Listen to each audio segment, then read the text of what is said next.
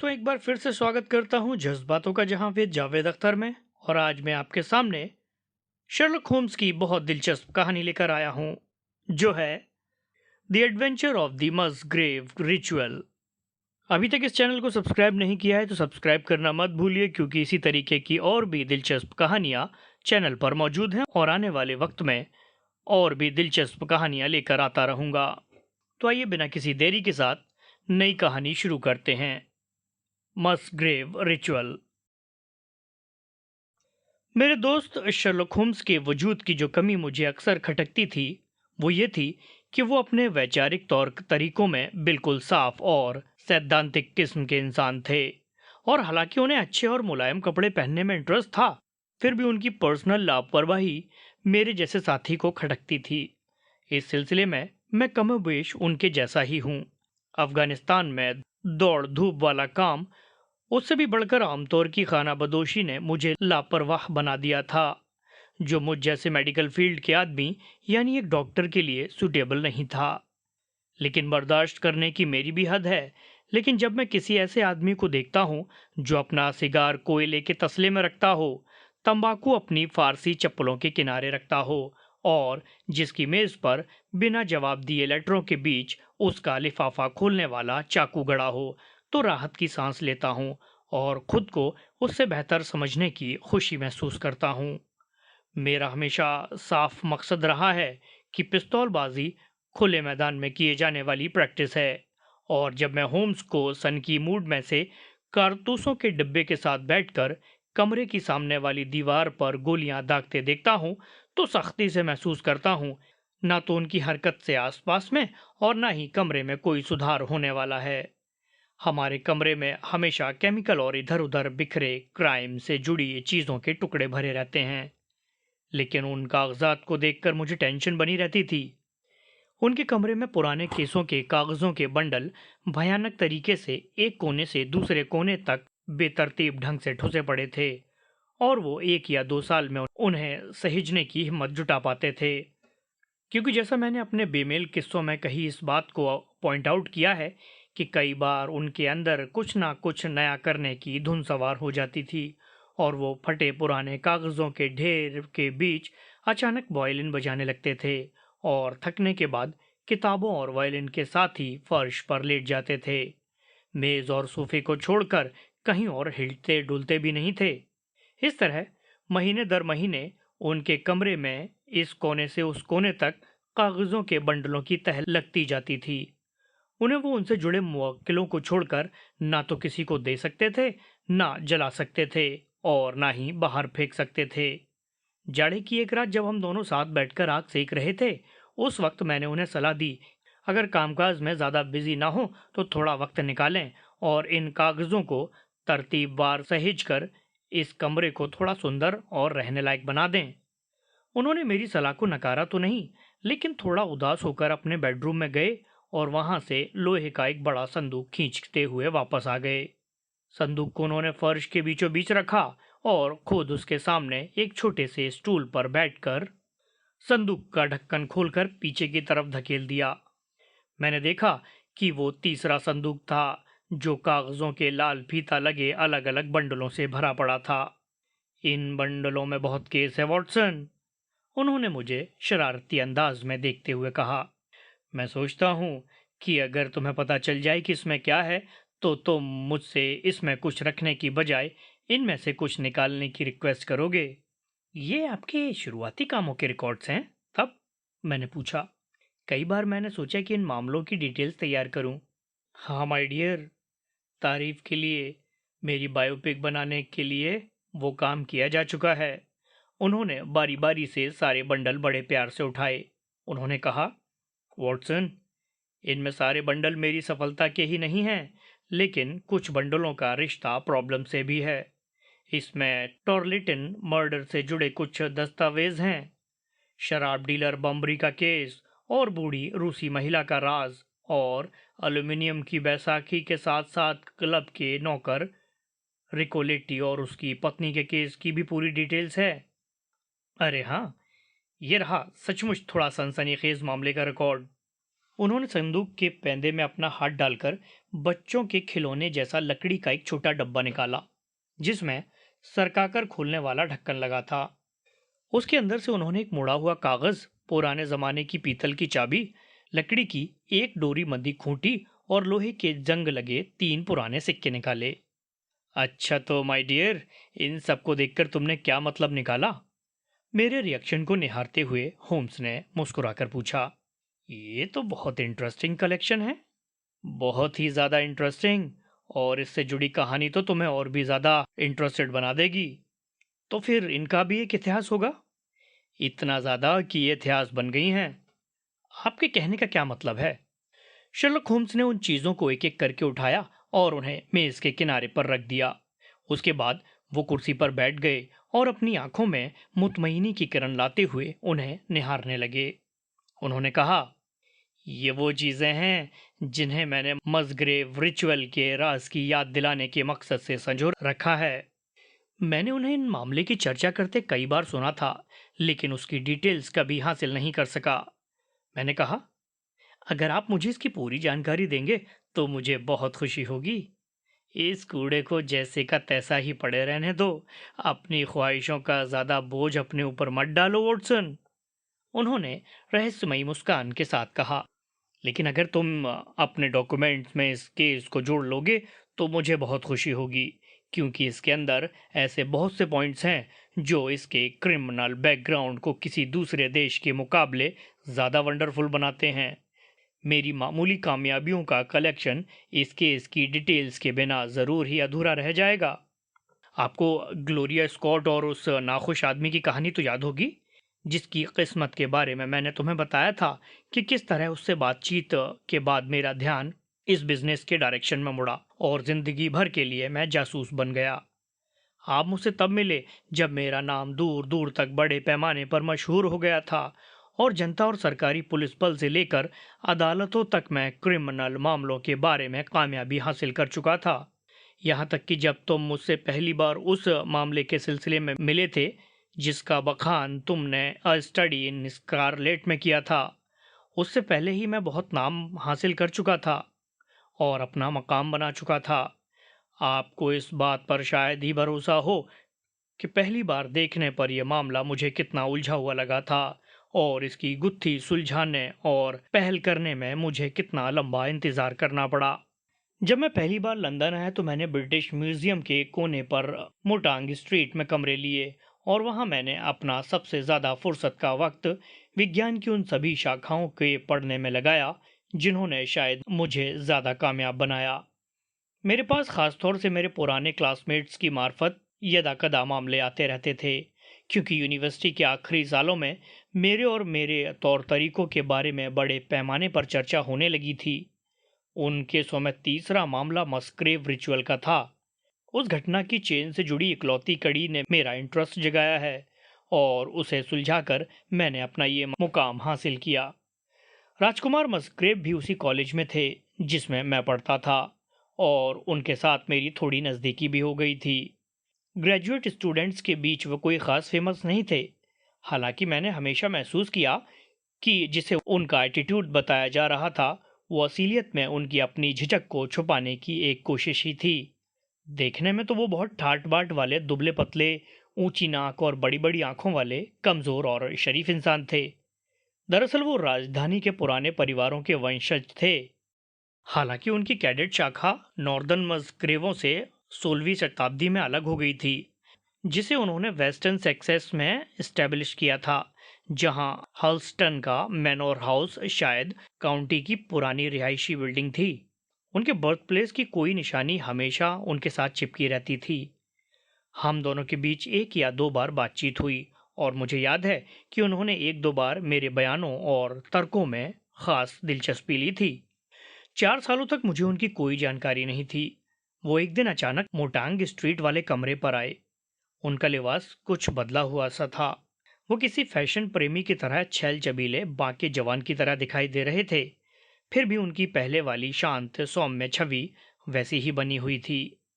मैंने अपनेपन से हाथ मिलाने के बाद उनसे पूछा, आजकल क्या चल रहा है मस्ग्रेव? आपने शायद मेरे पिताजी की मौत के बारे में तो सुना ही होगा। उनकी मौत 2 साल पहले हो चुकी थी। उनके जाने के बाद हल्स्टन प्रॉपर्टी की जिम्मेदारी मेरे कंधों पर आ पड़ी, और चूंकि मैं अपने जिला परिषद का सदस्य भी हूँ, इसलिए मेरी जिंदगी बहुत बिजी हो गई। होम्स, मैं समझता हूँ कि जिन ताकतों से तुम हमें हैरान कर देते थे, उन्हें आजकल प्रैक्टिकल रूप दे रहे होगे। हाँ, आजकल मैंने उसे अपना प्रोफेशन बना लिया है। ये सुनकर मुझे बहुत खुशी हुई, क्योंकि इस वक्त तुम्हारी सलाह मेरे लिए बहुत इंपॉर्टेंट होगी। आजकल हल्स्टन्स में कुछ अजीब वारदातें हो रही हैं और पुलिस उन पर रोशनी डाल पाने में नाकाम रही है। सचमुच ये बहुत मुश्किल काम है, जिसको बताया भी नहीं जा सकता।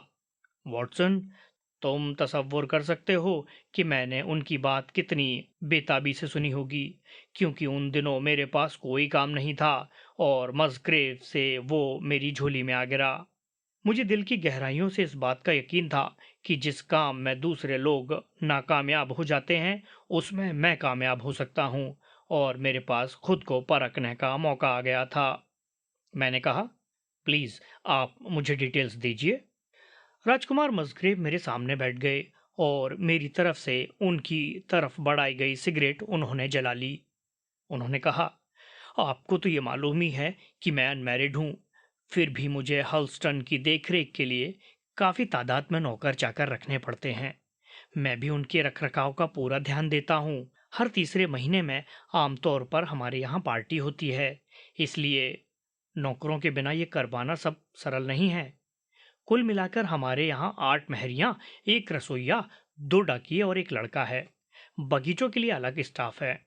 इन नौकरों में सबसे पुराना है खानसामा ब्रेटन। वो एक बेरोजगार जवान स्कूल टीचर था। उसे मेरे पिताजी यहाँ लाए थे। वो बहुत फुर्तीला और कैरेक्टर वाला आदमी था। अपने मेहनत से वो घरेलू कामकाज के लिए परफेक्ट हो गया था। वो चौड़े माथे वाला, तंदुरुस्त और हैंडसम आदमी था। हालांकि वो हमारे यहाँ 20 सालों से था, फिर भी उसकी उम्र अभी 40 साल से ज्यादा नहीं थी। उसके अंदर बहुत खूबियां थीं, क्योंकि वो कई भाषाएं बोल सकता था और लगभग सभी तरह के म्यूजिकल इंस्ट्रूमेंट बजा सकता था। सबसे हैरानी की बात यह थी कि अपनी मौजूदा सिचुएशन से वो पूरी तरह मुतमईन था। लेकिन मेरा मानना है कि वो कंफर्ट जोन में था और किसी बदले के लिए उसके अंदर ताकत की कमी थी। खानसमा ब्रिटेन ऐसा आदमी था जिसे हल्स्टन आने वाले सभी लोग हमेशा याद रखते थे। लेकिन इस आदर्श आदमी के अंदर एक खामी थी। वो किसी हद तक कय्याश था, और आप कल्पना कर सकते हैं, उसके जैसे आदमी के लिए शांत प्रांतीय जिले में कोई खेल कर लेना बाएं हाथ का काम था। जब तक वो मैरिड था तब तक तो ठीक था, लेकिन उसके विदुर होने के बाद वो हमारे लिए सिरदर्द बन गया। कुछ महीनों पहले हमें उम्मीद होने लगी कि शायद अब उसकी गृहस्थी फिर से बस जाए, क्योंकि वो हमारी दूसरी मेहर रेचल हावेल से जुड़ गया था। लेकिन कुछ दिनों बाद उसने उसे छोड़ दिया और हमारे मेन स्पोर्ट्स ट्रेनर की बेटी जेनेट ट्रैगलेस को चुन लिया। रेचल वैसे तो अच्छी लड़की थी, लेकिन उसका नेचर जो है गुस्से वाला था। हल्स्टन में हमारा ये पहला नाटक था, लेकिन दूसरे की तैयारी हमारे दिमाग में चल रही थी। उसकी भूमिका खानसमा ब्रिटेन की रुसवाई और बर्खास्तगी के साथ लिखी गई थी। मैंने कहा था कि ब्रिटेन एक बुद्धिमान आदमी था, और उसकी बुद्धिमानी उसके नाश का कारण बनी, क्योंकि ऐसा लगता था कि उसकी अतृप्त जिज्ञासा उन चीजों के लिए थी जिनसे उसका कोई सरोकार नहीं था। मेरी आंखें खोलने वाली उस दुर्घटना के होने से पहले मुझे इस बात का कोई अंदाजा नहीं था कि उसकी ये आदत उसे कितनी दूर ले जाएगी। मैंने बताया था कि मकान बहुत बड़ा है। पिछले हफ्ते एक दिन, साफ कहूं तो थर्सडे की नाइट, मुझे नींद नहीं आ रही थी, क्योंकि मैंने रात का खाना खाने के बाद 1 कप कॉफी पीने की बेवकूफ़ी कर ली थी। सुबह 2 बजे तक नींद से जूझने के बाद सोने की मेरी सारी उम्मीदें खत्म हो गईं। इसलिए मैंने अपने अधूरे छूट गए नॉवल को पढ़ने के इरादे से उठकर मोमबत्ती जलाई। मेरी किताब चूंकि बिलियर्ड रूम में छूट गई थी, इसलिए मैं अपना गाउन पहनकर उसे लेने चला गया। बिलियर्ड रूम में पहुंचने के लिए मुझे सीढ़ियों से उतरकर नीचे आना पड़ा। तब लाइब्रेरी और हथियारों के कमरे की तरफ जाने वाले मेन कॉरिडोर से होकर मैं आगे बढ़ा। आप मेरी हैरानी का अंदाजा लगा सकते हैं कि जब मैं गलियारे में पहुंचा तो मुझे लाइब्रेरी के खुले दरवाजे से रोशनी टिमटिमाती नजर आई। बिस्तर पर आने से पहले मैंने लैंप बुझा दिया। आमतौर पर सबसे पहले मेरा ध्यान चोरों की तरफ गया। हॉल्स्टन के गलियारों की दीवारें बड़े पैमाने पर पुराने हथियारों की ट्रॉफियों से सजाई गई हैं। उनमें में से एक मैंने कुल्हाड़ी उठाई और मोमबत्ती बुझा दी। मैं दबे पांव गलियारे में आगे बढ़ा और खुले दरवाजे में झांक कर देखा। खानसामा ब्रटन लाइब्रेरी में था। पूरे कपड़े पहने वो आराम कुर्सी पर बैठा था। उसके घुटने पर नक्शे जैसा कागज का टुकड़ा था और उसका माथा गहरी सोच में डूबा हुआ था। हैरानी से खामोश होकर मैं उसे अंधेरे में खड़े होकर देखता रहा। मेज के कोने में एक पतली सी मोमबत्ती जल रही थी, जिसकी रोशनी ये देखने के लिए काफी थी कि वो पूरे कपड़े पहने था। जैसा कि मैंने देखा, वो अचानक उठा और अलमारी की तरफ बढ़ गया। उसने अलमारी खोलकर उसकी दराज से कागज निकाला और मेज पर वापस लौट आया। उसने रोशनी की तरफ कागज को मेज पर फैलाया और बड़ी होशियारी से उसे पढ़ने लगा। हमारे फैमिली दस्तावेजों को ब्रिटन को गुपचुप पढ़ता देखकर मुझे गुस्सा आ गया और मैं एकदम आगे बढ़ गया। मुझे दरवाजे पर खड़ा देखकर ब्रिटन डर गया और उसका चेहरा पक्क हो गया। उसने चार्टनुमा कागज को अपनी छाती के अंदर धकेल लिया। मैंने कहा, तो ये है तुम्हारे ऊपर भरोसा करने का अंजाम। हमारे यहाँ कल से तुम्हारी नौकरी खत्म। वो अवाक होकर मेरे सामने डरा सहमा सिर झुकाए खड़ा रहा। मोमबत्ती अभी भी जल रही थी, जिसकी रोशनी में खड़े होकर मैंने उस कागज पर नजर दौड़ाई जिसे ब्रिटन अलमारी से निकाल कर पढ़ रहा था। मुझे किसी भी सूरत में वो कोई इंपॉर्टेंट दस्तावेज नहीं लगा, सिवाय इसके कि वो कॉपी का एक पन्ना था जिसमें सवाल जवाब के रूप में हमारे वंश की मस्ग्रेव रस्म लिखी थी।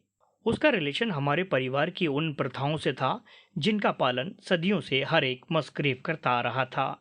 एक तरह से वो पुरातात्विक महत्व का तो हो सकता था, लेकिन उसका कोई प्रैक्टिकल इस्तेमाल नहीं किया जा सकता था। आखिरकार हम घूम फिर कर उसी कागज पर आ गए। मैंने कहा। उन्होंने थोड़ा झिझकते हुए जवाब दिया, तो क्या वो कागज सचमुच जरूरी है? अपनी बात जारी रखते हुए मैंने कहा। खान साहब ने जो चाबी मेज पर रख छोड़ी थी, उसे लेकर मैं अलमारी को दोबारा बंद करके वापस जाने के लिए मुड़ा। तभी ब्रिटन मेरे सामने आकर खड़ा हो गया। उसने इमोशनल होते हुए थोड़ा ऊंची आवाज में कहा, जनाब मस्करेव साहब, मैं अपनी बदनामी सहन नहीं कर सकता। मैंने आपके यहाँ काम करके हमेशा सम्मान महसूस किया है और मेरी रुसवाई मुझे मार डालेगी। अगर आप मुझे बेइज्जत करके नौकरी से निकाल देंगे तो मेरी मौत का सारा इल्जाम आपके ऊपर लगेगा।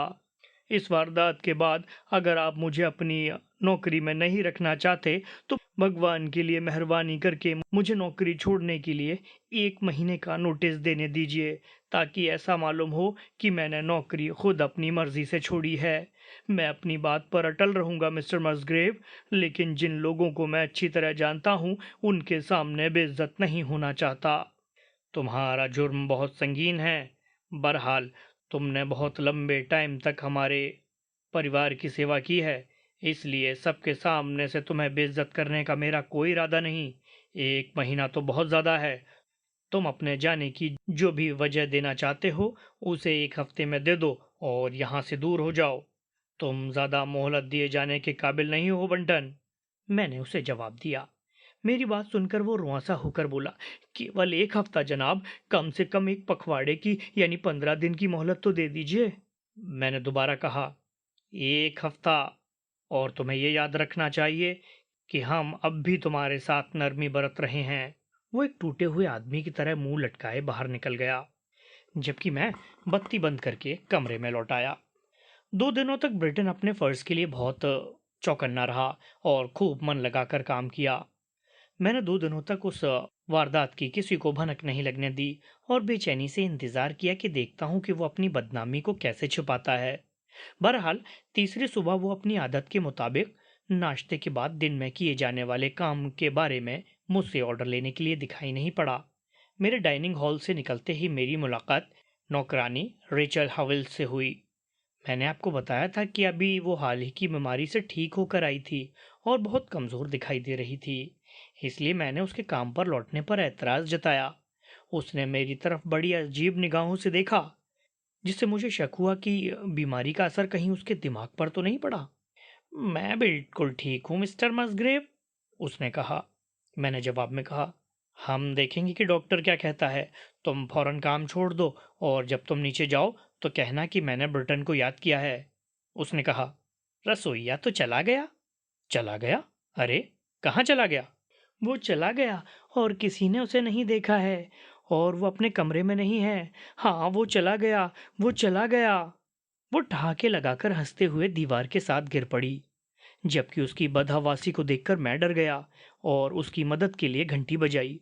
रोती चीखती लड़की को सहारा देकर उसके कमरे में ले जाया गया, जबकि मैंने ब्रिटन के बारे में पूछताछ जारी रखी। इस बात में कोई शक नहीं था कि वो गायब हो गया था। पिछली रात उसके कमरे से निकलने के बाद से उसे किसी ने नहीं देखा था। उसका बिस्तर देखकर लग रहा था कि उस पर कोई सोया नहीं था। इस सब के बावजूद ये समझ पाना मुश्किल था कि उसने घर कैसे छोड़ा, क्योंकि सुबह उसके कमरे की दोनों खिड़कियां और दरवाजे बंद पाए गए थे। उसके कपड़े, घड़ियां, यहाँ तक कि पैसे भी कमरे में पड़े हुए थे, लेकिन आमतौर पर जो काला सूट वो पहनता था वो गायब था। उसकी चप्पलें भी गायब थी, लेकिन जूते कमरे में ही पड़े थे। फिर रसोइया ब्रिटन रात में कहाँ जा सकता था, और वो अभी तक कहाँ, किस हाल में है? हमने भी कोठार से लेकर अटारी तक उसे खोजा, लेकिन कहीं नामो निशान नहीं था। जैसा कि मैंने पहले ही कहा था कि हमारा पुराना घर एक तरीके से भूल भुलैया जैसा था, जिसमें फिलहाल कोई नहीं रहता था। फिर भी हमने उसकी खोज में हर एक कमरे और तहखाने तक को खंगाल डाला, लेकिन गुमशुदा आदमी का कहीं कोई नामो निशान ना मिला। मेरे लिए समझ पाना मुश्किल था कि कैसे आदमी अपनी सारी जायदाद छोड़कर कहीं जा सकता था, और अब वो कहाँ हो सकता है। मैंने लोकल पुलिस को बुलाया, लेकिन वो भी उसका कोई सुराग न लगा सकी। पिछली रात बारिश हुई थी, फिर भी हमने घास के मैदान से लेकर घर के चारों तरफ के रास्ते पर उसे खोजा, लेकिन हमें कामयाबी नहीं मिली। हमारी सारी भाग दौड़ बेकार चली गई। एक तरफ जहां ये हालत थी, वहीं दूसरी तरफ एक ऐसी घटना घटी जिसने हमारा ध्यान ब्रिटेन से हटाकर अपनी तरफ खींच लिया। 2 दिनों से रेचल हॉवेल्स इतनी बीमार थी कि वो कभी रोने लगती थी और कभी बेहोश हो जाती थी। उसकी देखभाल के लिए एक नर्स को अपॉइंट किया गया, जो सारी रात उसके पास बैठी रहती थी। बंटन के गायब होने के तीसरी रात को आधी रात के बाद जब नर्स ने रोगी को सोते देखा, तो कुर्सी पर बैठे बैठे नर्स ने भी झपकी ले ली। सुबह तड़के जब वो जागी तो कमरे की खिड़की खुली हुई थी। उसकी मरीज का बिस्तर खाली था और किसी अनहोनी का कोई भी लक्षण दिखाई नहीं पड़ा। मुझे फौरन जगाकर उठाया गया और मैं अपने 2 नौकरों के साथ लड़की की खोज में निकल पड़ा। लड़की किस दिशा में गई होगी, ये समझने में मुझे देर नहीं लगी, क्योंकि उसकी चप्पलों के निशान मुझे खिड़की से लेकर कंकरीले रास्ते तक दिखाई दिए। वो रास्ता मैदान से बाहर की तरफ जाता था। उस जगह पर झील की गहराई 8 फीट है। जब मुझे लड़की के पाँव के निशान झील की तरफ जाते हुए गए, तो मेरी क्या दशा हो गई होगी, इसका आप अंदाजा खुद लगा सकते हैं। हमने सिगार का कश लगाया और उसे खोजने के लिए झील में छलांग लगा दी, लेकिन उसके शव का कोई निशान हमें नहीं मिला। दूसरी तरफ हम झील से एक अजीब चीज बाहर निकाल लाए। वो एक मलमल का थैला था, जिसके अंदर हमें जंग लगे पुराने धातु के सिक्के और पत्थर के कई टुकड़े मिले। हालांकि हमने सभी जरूरी छानबीन और खोजबीन की, लेकिन हमें ना तो रिचल हेवल्स और ना ही रिचर्ड ब्रिटन का कोई सुराग मिला। राज्य की पुलिस उनकी तलाश में अपनी कोशिश के आखिरी दौर में है, और आखिरी उम्मीद के तौर पे मैं आपके सामने आ गया हूँ। तुम सोच सकते हो वॉटसन कि कितनी बेचैनी से मैंने उस अनोखी वारदात को सुना और उसकी कड़ियों को जोड़ने की कोशिश की। रसोइया गायब था, लड़की गायब थी, महरी ब्रिटन से प्यार करती थी, लेकिन बाद में उससे नफरत करने लगी। उसके अंदर वेल्स का खून था। वो बहुत गुस्से वाली और इमोशनल स्वभाव की लड़की थी। ब्रिटन के अचानक गायब हो जाने के तुरंत बाद से वो भयानक रूप से उतावली हो गई थी। वो थैले में कुछ अनजान चीजें लेकर झील में कूद गई थी। यही वो सारी वजूहात थी जिन पर गौर किए जाने की जरूरत थी, लेकिन उनमें से कोई भी मामले की गहराई तक नहीं पहुंच पाया। इस वारदात का शुरुआती पहलू क्या था, इस उलझे हुए धागे का आखिरी सिरा उसी में छुपा था। मैं उस कागज को देखना चाहूंगा मिस्टर मसग्रेव, मैंने कहा। मैं देखना चाहता हूं कि उस कागज में ऐसी कौन सी कीमती चीज है जिसके लिए आपके रसोइये ने नौकरी दांव पर लगा दी। हमारी ये प्रथा बड़ी बेतुकी और जटिल है, उन्होंने जवाब दिया। मेरे पास उस सवाल जवाब की कॉपी है, क्या आप उसे देखना चाहेंगे? जो कागज अभी यहाँ मेरे पास है वॉटसन, यही उन्होंने उस वक्त मुझे पढ़ने के लिए दिया था। ये एक अजीब पहेलीनुमा सवाल जवाब है, जिसके आगे इस जागीर में आने वाले हर एक मस्करेव को सिर झुकाना पड़ता है। मैं तुम्हें इसे जैसे का तैसा पढ़कर सुनाता हूँ। वो किसका था? उसका, जो चला गया। वो किसे मिलेगा? उसे, जो आएगा। सूरज कहाँ था? देवदार के पेड़ पर। परछाई कहाँ थी? डाल के नीचे। कदमों से दूरी क्या थी? उत्तर की तरफ 10 कदम और 10 कदम, पूरब की तरफ 5 और 5 कदम, दक्षिण 2 और 2, पश्चिम की तरफ 1 और 1 कदम। उसे पाने के लिए हम क्या देंगे? वो सब जो हमारा है। हम उसे क्यों देंगे? विश्वास की खातिर।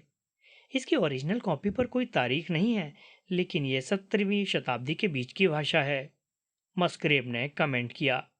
बहरहाल मुझे डर है कि मेरे राज के सुलझाने में ये शायद ही आपकी कोई मदद कर सके। कम से कम, मैंने कहा। इसने तो मेरे आगे एक दूसरी पहेली खड़ी कर दी, जो पहली से ज्यादा इंटरेस्टिंग है। हो सकता है कि एक राज का सॉल्यूशन दूसरे राज का सॉल्यूशन साबित हो। अगर मैं कहूं कि आपका रसोइया मुझे बहुत चालाक आदमी दिखाई देता है, तो प्लीज आप मुझे माफ करें। उसके पास उसके मालिकों से ज्यादा काबिलियत है। मैं आपकी बात नहीं समझा, मस्करेव ने कहा। मेरी नज़र में तो इस कागज का कोई प्रैक्टिकल मतलब नहीं है, लेकिन मुझे तो ये बड़ा प्रैक्टिकल लगता है। और ये भी लगता है कि ब्रिटेन का नज़रिया भी मेरे जैसा ही है। जिस रात उसे आपने इस कागज के साथ पकड़ा है, हो सकता है कि उसने इसे एक दिन पहले पढ़ लिया था। हो सकता है, ये मानने में मुझे कोई दिक्कत नहीं। मेरा अंदाजा है कि वो उस रात अपनी याद ताज़ा करने की नीयत से लाइब्रेरी में गया होगा। जहां तक मैं समझता हूँ, उसके पास किसी तरह का नक्शा या लिस्ट रही होगी, जिसका वो ओरिजिनल कॉपी से मिलान कर रहा होगा, और आपके दिखाई पड़ते ही उसने उसे अपनी जेब में डाल लिया। ये सच है, लेकिन हमारे पुराने पारिवारिक रीति रिवाज से उसका क्या लेना देना, और उसके इस बेतुके हरकत का क्या मतलब है? मैंने कहा। मैं नहीं सोचता कि इसे तय करने में कोई परेशानी होगी। आपकी इजाज़त हो तो हम इस मामले की गहराई से जांच करने के लिए ससेक्स जाने वाली पहली ट्रेन पकड़कर मौकाए वारदात पर पहुंचें। उसी दोपहर हम दोनों हल्स्टन में थे।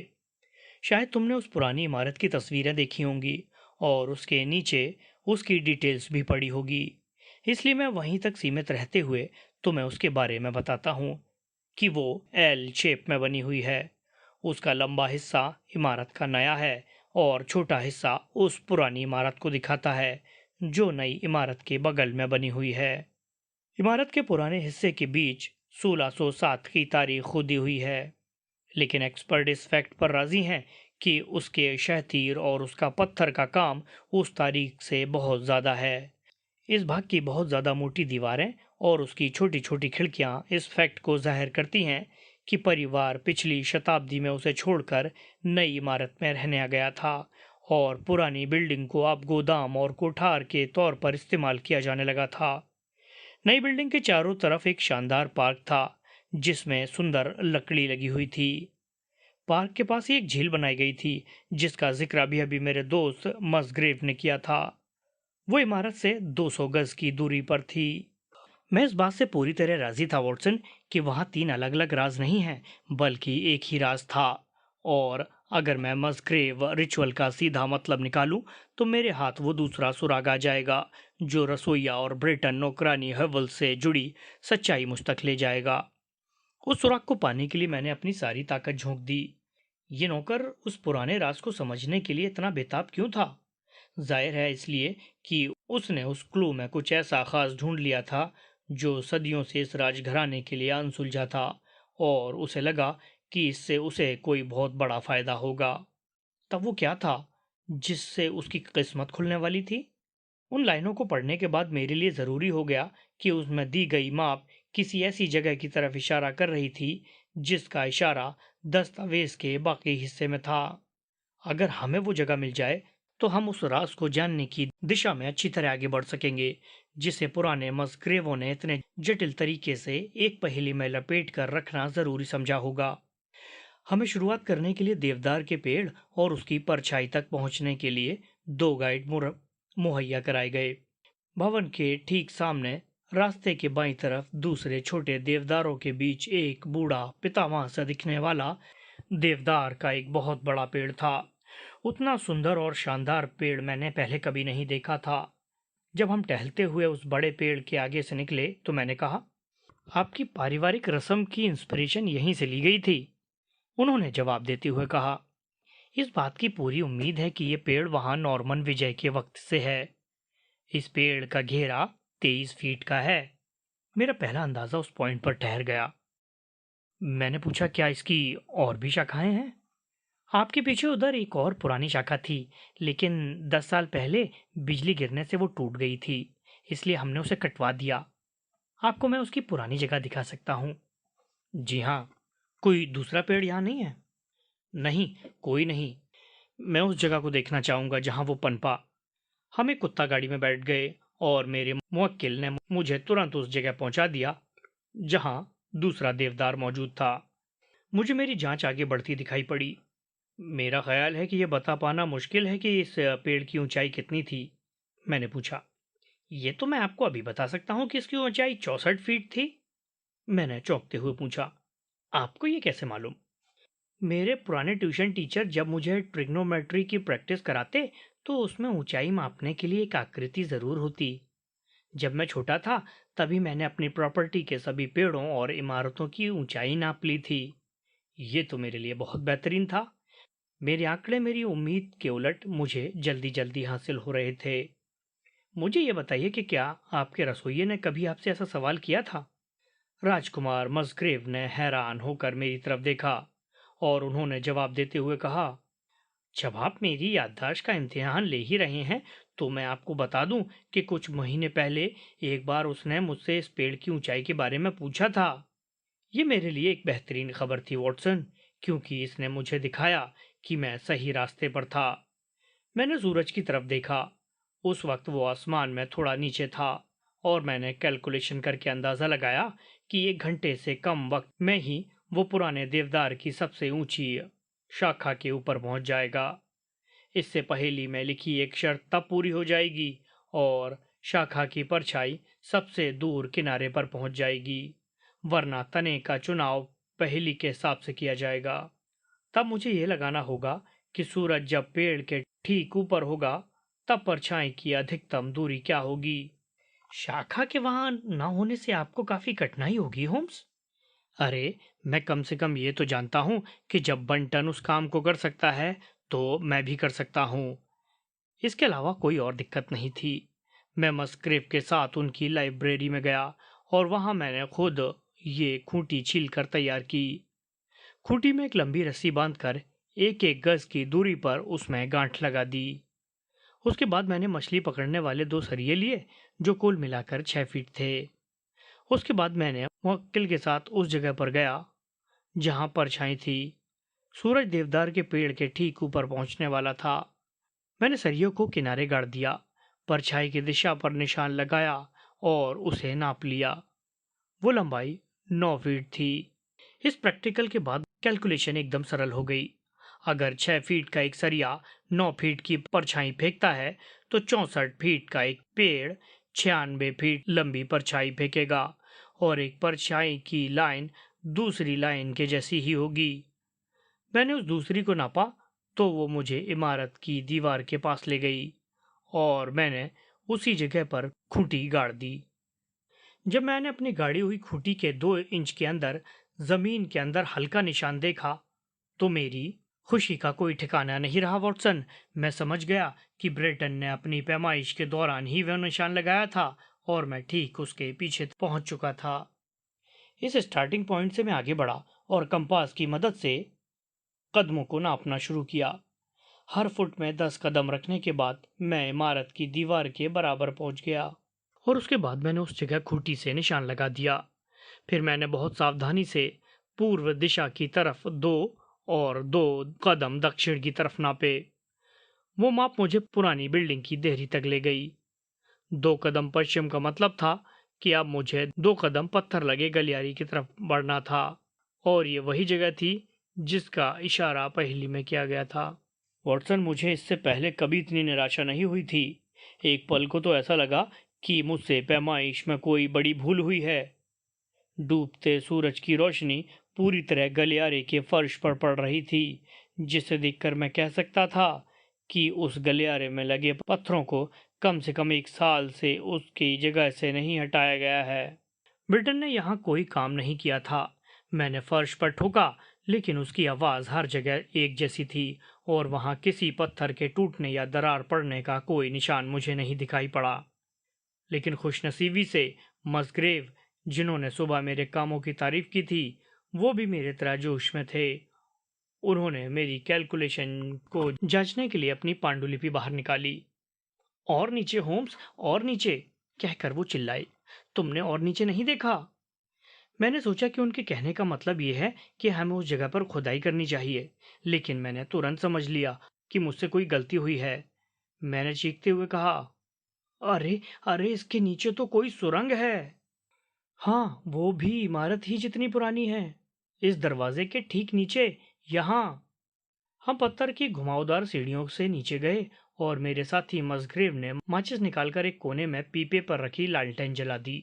मैंने फौरन महसूस किया कि उस जगह पर अभी हाल में आने वाले केवल हम ही नहीं थे। उस तहखाने का इस्तेमाल लकड़ियों को स्टोर करने के लिए किया जाता था, जिसका सबूत फर्श पर इधर उधर बिखरे लकड़ी के कुंदे दे रहे थे, जिन्हें एक तरफ सरका कर किनारे कर दिया गया था ताकि बीच में साफ जगह बनाई जा सके। उस जगह पर सीमेंट का एक ढक्कन, जिसके एक चारों तरफ किनारे लगी लोहे की पत्तियों में जंग लग चुका था, जिसमें ऊन का मोटा मफलर बंधा हुआ था। मेरे मौक्किल मिस्टर मसग्रेव बृहस्पति की कसम खाते हुए चीखे, ये मफलर तो ब्रिटेन का है। मैं कसम खा के कह सकता हूँ कि मैंने इसे उसके पास देखा था। वो बदमाश यहाँ क्या कर रहा होगा? मेरे सुझाव पर लोकल पुलिस के 2 सिपाहियों को वहां मौजूद रहने के लिए बुला लिया गया था। इसके बाद मैंने ढक्कन को एक रस्सी की मदद से खींचने की कोशिश की। मैं उसे हल्का सा ही हिला सका, इसलिए मदद के लिए एक सिपाही को बुला लिया। हम दोनों ने मिलकर ढक्कन को एक ओर धकेल दिया। उसके नीचे काला छेद था, जिसमें हम लोग उतर गए, जबकि मसग्रेव ने अपने घुटनों पर झुककर लालटेन नीचे लटका दी। हमारे सामने 7 फीट गहरा और 4 फीट चौड़ा एक छोटा सा वर्गाकार कमरा खुल गया। कमरे के एक तरफ पीतल की पत्ती लगा लकड़ी का एक संदूक रखा था, जिसका ढक्कन ऊपर की तरफ खुलता था। उसके साथ ताले में एक पुरानी किस्म की चाबी लटक रही थी। संदूक के ऊपर मिट्टी की मोटी परत जम गई थी। संदूक को नमी और कीड़ों ने खाकर जगह जगह खराब कर दिया था। धातु की अनेक तश्तरियां और पुराने सिक्के, जो इस वक्त मैं तुम्हें दिखा रहा हूं, वो बड़े संदूक के नीचे बिखरे पड़े थे, लेकिन उसके अंदर कुछ नहीं था। बहरहाल उस वक्त हमें पुरानी तिजोरियों का ख्याल नहीं आया, क्योंकि हमारी आंखें उस पर टिकी थीं जो उसके बगल में सिमटा हुआ बैठा था। वो एक आदमी की आकृति थी, जिसने काला सूट पहना हुआ था और उसका माथा संदूक के किनारे पर टिका हुआ था और उसके दोनों हाथ संदूक के दोनों तरफ लटके हुए थे। उसके चेहरे पर खून जमा हुआ था, जिससे उसे कोई पहचान नहीं सकता था, लेकिन उसकी ऊंचाई, उसके कपड़े और उसके बाल मेरे मुवक्किल को दिखाने के लिए काफी थे। जब हम उसका शव उठाकर ऊपर लाए, तो पता चला कि वास्तव में वो गुमशुदा रसोइया ही था। उसकी मौत कई दिन पहले ही हो चुकी थी, लेकिन उसकी दर्दनाक मौत की वजह बताने वाला उसके शरीर पर खरोंच या घाव का कोई निशान नहीं था। उसके शव को जब सुरंग या कोठर से बाहर निकाला गया, तो हमारे सामने एक और मुसीबत खड़ी हो गई, जो उतनी ही डरावनी थी जिसका ख्याल हमने शुरू में ही किया था। जब मुझे पहेली में बताई गई जगह का पता चला, तब मैंने मान लिया था कि मैंने समस्या का हल ढूंढ लिया है। ये ठीक है कि मैंने ब्रिटेन को खोज निकाला था, लेकिन मेरे सामने प्रॉब्लम जस की तस थी, क्योंकि अब मुझे ये तय करना था कि उसके साथ ये सब कैसे हुआ था और इसमें उस लड़की का क्या रोल था जो इमारत से गायब हो गई थी। वॉटसन, मैं इस बात को मानता हूँ कि अपनी जांच में मैं निराश हो गया था। मैं कोने में पड़े एक डिब्बे पर बैठ गया और पूरे मामले पर सावधानी से विचार करने लगा। ऐसे मामले में तुम मेरी नीतियों को जानते हो वॉटसन। मैंने खुद को उस आदमी की जगह पर रखा और सबसे पहले उसकी बुद्धिमानी को जांचा। मैं ये जानने की कोशिश कर रहा था कि उस सिचुएशन में वो कैसे आगे बढ़ता। वो जानता था कि कोई कीमती चीज वहां छिपा कर रखी गई थी। उसने उस जगह का पता लगाया। उसने देखा कि वो जगह जिस पत्थर के नीचे थी वो इतना भारी था कि उसे किसी की मदद के बिना वहां से हटाया नहीं जा सकता था। इसके बाद उसने क्या किया? अगर वो किसी पर भरोसा भी कर लेता तो भी वो बाहर से कोई मदद नहीं ला सकता था, क्योंकि वो पहचान लिया जाता। इससे अच्छा तो यही था कि अगर वो अंदर ही अपने किसी साथी की मदद लेता। लेकिन वो कौन हो सकता था जिससे वो मदद मांगता? वो लड़की उसके लिए मरती थी। एक आदमी के लिए समझ पाना बहुत कठिन होता है कि आखिर उसने एक औरत का प्यार खो दिया है। इसके बावजूद कि उसने उसके साथ बहुत बुरा बर्ताव किया था, उसने उस लड़की हविल्स को बहला फुसला कर राजी कर लिया होगा। उसके बाद इस जुर्म में उसे अपना साथी बना लिया होगा। वो दोनों रात में सुरंग में आए होंगे और उन दोनों के लिए मुहाने पर लगे पत्थर को वहां से हटा लेना आसान हो गया होगा। अगर मैंने उन्हें काम करते देखा होता तो मैं वही करता जैसा उन दोनों ने किया। लेकिन उन दोनों और उसमें भी एक औरत के लिए उस भारी पत्थर को सरका पाना बहुत कठिन काम था। ससेक्स के इकट्ठे कट्ठे सिपाही और मेरे लिए भी ये कोई सरल काम नहीं था। फिर उन्होंने अपनी मदद के लिए क्या किया होगा? जाहिर है वही जो मैं खुद करता। मैं उठकर वहां फर्श पर बिखरी पड़ी लकड़ी की बल्लियों को सावधानी से चेक करने लगा। लगभग तभी मुझे वो बल्ली मिल गई जिसकी मुझे तलाश थी। लगभग 3 फीट के एक टुकड़े पर किनारे की तरफ मुझे एक निशान नजर आया, जबकि कई दूसरे टुकड़े चपटे हो गए थे, जिन्हें देखकर ये लगता था कि उनके ऊपर किसी भारी चीज से दबाव डाला गया था। साफ है कि पत्थर के थोड़ा उठ जाने के बाद बल्लियों के दूसरे टुकड़ों को उसमें फंसा दिया गया होगा, ताकि ढक्कन के खुलने पर कोई उस सुरंग में उतर सके। यहां तक तो मैं अपने अंदाजे की जमीन पर सेफ था। अब मेरे सामने उस आधी रात में हुए नाटक को दोबारा करने का सवाल था। साफ है कि उस छेद में केवल एक आदमी घुस सकता था, और वो आदमी ब्रेटन था। लड़की ने जरूर ऊपर इंतजार किया होगा। उसके बाद ब्रेटन ने संदूक खोलकर हाथ डालकर टटोला होगा, और उसके हाथ शायद कुछ नहीं लगा होगा। और तब क्या हुआ होगा? उस केल्ट जातीय लड़की के सीने में सुलगती हुई बदले की आग अचानक भड़क गई होगी। उसे उस आदमी का उसके साथ किए गए धोखे की याद आ गई होगी, और उसने बल्लियों को खींचकर सुरंग में ही उसकी समाधि बना दी होगी। क्या ब्रिटेन की इस दशा के लिए उस लड़की की चुप्पी जिम्मेदार थी, या उस लड़की के हाथ का धक्का लगने के कारण अचानक बल्लियां हट गई होंगी और पटिया टूटकर नीचे गिर गई होगी, और उसके बेवफा प्रेमी की मौत हो गई होगी? यही था लड़की के पीले चेहरे, लड़खड़ाती नाड़ियों और अगली सुबह पागल ठहाकों का राज। लेकिन संदूक में क्या रहा होगा? उसके साथ उसने क्या किया?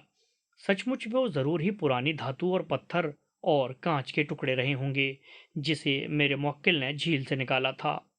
हॉवेल्स ने अपने जुर्म की आखिरी निशानी को मिटाने का पहला मौका पाते ही उन चीजों को झील में फेंक दिया। मामले को साफ करने के लिए मैं 20 मिनट तक शांत बैठा रहा। मस्ग्रेव अब भी अपने हाथ में लालटेन लटकाए छेद में झांक रहे थे। संदूक से निकाले गए कुछ सिक्कों को हाथ में लेकर दिखाते हुए मस्ग्रेव ने कहा, इन सिक्कों पर चार्ल्स फर्स्ट की छाप है। आप तो जानते हैं कि पहेली की तारीख तय करने के मामले में हम बिल्कुल सही थे। मैंने कहा, चार्ल्स फर्स्ट के बारे में कुछ और भी मिल सकता है, क्योंकि पहेली के शुरुआती 2 सवालों के होने वाले जवाब मेरे दिमाग में तुरंत कौंध गए। प्लीज झील से निकाले गए थैलों की चीजें मुझे दिखाइए। हम ऊपर चढ़कर उनके स्टडी रूम में आ गए, जहां उन्होंने मेरे आगे मलबा बिखेर दिया। पहली नजर में तो मुझे यह बहुत मामूली लगा, क्योंकि सिक्के लगभग काले पड़ चुके थे और पत्थरों ने अपनी चमक खो दी थी। मैंने उनमें से एक को उठाकर अपनी बाजू पर रगड़ा तो वो चमक उठा, और मेरी हथेली पर अंधेरे में चिंगारियां निकलने लगीं। धातु की वो चीज दोहरी अंगूठी जैसी थी, लेकिन मोड़ने और दबाने की वजह से उसने अपनी असली सूरत खो दी थी। मैंने कहा, आपको अपने मन में हमेशा ये बात याद रखनी चाहिए कि शाही परिवार अपने राजा की मौत के बाद भी इंग्लैंड का प्रमुख परिवार रहा, और आखिर जब वो यहाँ से भागे तो शायद अपने बहुमूल्य हीरे जवाहरात जमीन में इस उम्मीद के साथ गाड़ गए थे कि शांति के दिनों में जब वो वापस लौटेंगे तो उन्हें बाहर निकाल लेंगे। मेरे दोस्त ने बताया कि मेरे पूर्वज सर रॉल्फ मस्ग्रेव चार्ल्स सेकंड के दाहिने हाथ माने जाते थे। अरे हाँ, सचमुच, मैंने उत्तर दिया। अब मैं सोचता हूँ कि वो अंगूठी मुझे सचमुच उस आखिरी कड़ी तक ले जाएगी जिसकी मुझे तलाश है। हालांकि आपने ये खजाना मेरे सामने बहुत ही बुरी स्थितियों में एक निशानी के रूप में रखा है और इसने मेरे मन में बहुत ऐतिहासिक जिज्ञासा जगा दी है। फिर भी इनका नेचुरल कीमत है, इसलिए मैं आपको मुबारकबाद ज़रूर दूंगा। फिर वो क्या है? वो चकित होकर बुदबुदाए। ये इंग्लैंड के राजा के पुराने मुकुट से कम और कुछ नहीं है। मुकुट? साफ तौर पर सोचिए कि पहेली क्या कहती है, वो कैसे आगे बढ़ती है। वो किसका था? उसका, जो चला गया। ये चार्ल्स को फांसी दिए जाने के बाद की बात है। इसे कौन पाएगा? वो जो आएगा। वो चार्ल्स सेकंड थे जिनके आने का अंदाजा पहले ही लगा लिया गया था। इसलिए मैं सोचता हूं कि इसमें कोई शक नहीं कि ये टूटा फूटा मुकुट कभी शाही परिवार के सदस्यों के सिर पर जगमगाता होगा। अच्छा, तो ये तालाब में कैसे आया? ये एक ऐसा सवाल है जिसका जवाब देने में थोड़ा वक्त लगेगा। इसके साथ ही मैंने उनके सामने अपने अंदाजों की कड़ियों और सबूतों को पेश किया जिसे मैंने स्वयं गढ़ा था। मेरी कहानी खत्म होने से पहले ही अंधेरा छा गया और आकाश में चांद चमकने लगा। मसग्रेव ने चीजों को मलमल के थैले में वापस रखते हुए पूछा, फिर ऐसा कैसे हुआ कि चार्ल्स के लौटने के बाद उनका मुकुट इन्हें वापस क्यों नहीं मिला? अब आपने ऐसी पहेली पर हाथ रख दिया है जिसे हम शायद कभी हल नहीं कर पाएंगे। हो सकता है कि जिस मसग्रेव को यह राज मालूम था उनकी इस बीच मौत हो गई हो और उन्होंने अपनी सूझबूझ से ये पहेली बिना इसका मतलब साफ किए अपने वंशजों के लिए छोड़ दी हो। तब से लेकर आज तक ये पिता से पुत्र को ट्रांसफर होती रही और आखिर में ये एक ऐसे आदमी के हाथ लगी जिसने इसके राज को तो जान लिया लेकिन इसको ढूंढने की कोशिश में अपनी जान गंवा दी। और ये कहानी थी मस्ग्रेव क्रिया की, वॉटसन। उन्होंने मुकुट को हल्स्टन में संभाल कर रखा। हालांकि उनके सामने थोड़ी सी कानूनी दिक्कतें तो आईं और इसे अपने पास रखने के एवज में अच्छी खासी रकम भी देनी पड़ी। मुझे पूरा यकीन है कि अगर उन्हें तुम मेरा नाम बताओगे तो वो तुम्हें खुशी खुशी मुकुट दिखा देंगे। जहां तक उस लड़की की बात है उसके बारे में कभी कुछ नहीं सुना गया। मेरा अंदाजा है कि शायद वो अपने जुर्म का राज सीने में दबाए इंग्लैंड से बाहर चली गई।